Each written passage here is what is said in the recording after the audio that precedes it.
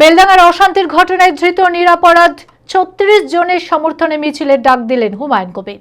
শনিবার জনতা উন্নয়ন পার্টির কার্যালয়ে সাংবাদিক বৈঠকে হুমায়ুন কবির বলেন, পুলিশ প্রশাসন জানিয়েছিল সোশ্যাল মিডিয়া থেকে পাওয়া একাধিক ভিডিও যাচাই করে বেলডাঙ্গার অশান্তির ঘটনায় অভিযুক্তদের গ্রেপ্তার করা হবে। কিন্তু বেলডাঙ্গার অশান্তির ঘটনায় ধৃত ৩৬ জনই নিরীহ সাধারণ মানুষ। প্রায় ১ মাস জেলবন্দি থাকায় তাদের পরিবারের অবস্থা অত্যন্ত খারাপ। প্রতিবাদে রবিবার মিছিল ও পরে বেলডাঙ্গা থানা ঘেরাওয়ের হুঁশিয়ারি দেয় তিনি। মানসিক স্বাস্থ্যের জন্য সবার আগে যে নামটি মনে ভেসে ওঠে, সুস্থ মনের ঠিকানা মনোবীক্ষণ। যোগাযোগ নাম্বার 7477799513। আমরা এই ৩৬ জনের সমর্থনে আমরা রবিবারে একটা মিছিল করব বেলডাঙ্গায়। কারণ ৩৬ জন কে কোথায় ছিল, অ্যাডিশনাল এসপি মজিদ খানের সঙ্গে ১৭ তারিখে আমি ডোমকল থেকে এসে ৭:৩০টায় বেলডাঙ্গা থানাতে কথা হয়েছিল। তিনি বলেছিলেন যে যারা যারা যুক্ত, আমরা সাইবার ক্রাইমের ক্যামেরা বা আমাদের ইউটিউব বা সিসি ক্যামেরা সার্চ করে যারা যুক্ত তাদেরকেই চালান দেব। তো যাই হোক, চালান তারা দিচ্ছে, যে ধারায় দিচ্ছে সেই ধারা কেন ট্রান্সফার হবে, এনআইএর ধারা কেন লাগু হবে, তার জন্য বেলডাঙ্গার প্রশাসনকেই জবাবদিহি করতে হবে।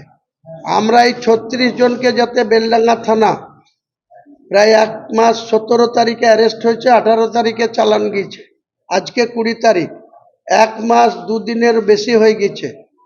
প্রত্যেক জনা লেবার খাটা মানুষ, নিরীহ গরিব মানুষ, তাদের সংসার কি করে চলবে।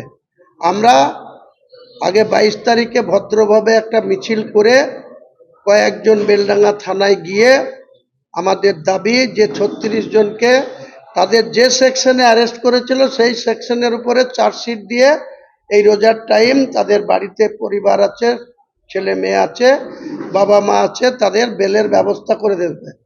আর যদি তা না করে আমরা তারপরে আর ২ দিন দেখব, ২২ তারিখ রবিবার, ২৩, ২৪, ২৫ দেখব, ২৬ তারিখে বেলডাঙ্গা থানাকে ঘিরে কি ব্যবস্থা নিতে হয় আমরা নেব, যদি পারে উঠে নেব। কোনো খাতির নাই। এখানে প্রশাসনের নামে বাদরামি করা হচ্ছে। জেলায় প্রশাসন চালাতে গিয়ে শুধু মুসলমানদের নিধন করা হচ্ছে, মুসলিম সমাজের লোককে জেল খাটানো হচ্ছে, তাদের অর্থনৈতিকভাবে পঙ্গু করা হচ্ছে।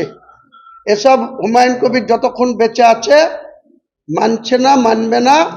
তার জন্য যত দূর যাওয়ার দরকার, যা করার দরকার হুমায়ুন কবির করবে।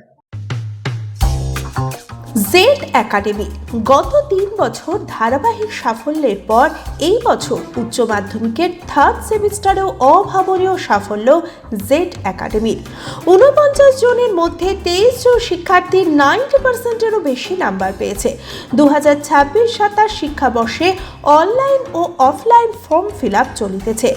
আমাদের সুবিধা: ডিজিটাল ক্লাসরুম, 24 আওয়ার্স সিসিটিভি, ছেলে ও মেয়েদের পৃথক ক্লাসরুম ও হোস্টেল, নিয়মিত DDP, problem solving and doubt clearing class, কলকাতার অভিজ্ঞ শিক্ষক মণ্ডলী, স্বাস্থ্যসম্মত রুচিশীল খাবার, নিট বেসিস পড়াশোনা, কালচারাল অ্যাক্টিভিটি, গেস্ট টিচার দ্বারা মোটিভেশন ক্লাস, সবুজে ঘেরা পরিবেশে 24 ঘন্টা বিশুদ্ধ জল ও বিদ্যুৎ পরিষেবা। একাদশ শ্রেণীতে ভর্তির অ্যাডমিশন টেস্ট আগামী 1 মার্চ 2026। বিশদে জানতে যোগাযোগ করুন জেড একাডেমি, সারকাছি রামকৃষ্ণ মিশনের সন্নিকটে, বহরমপুর, মুর্শিদাবাদ। Mobile number 9836187795।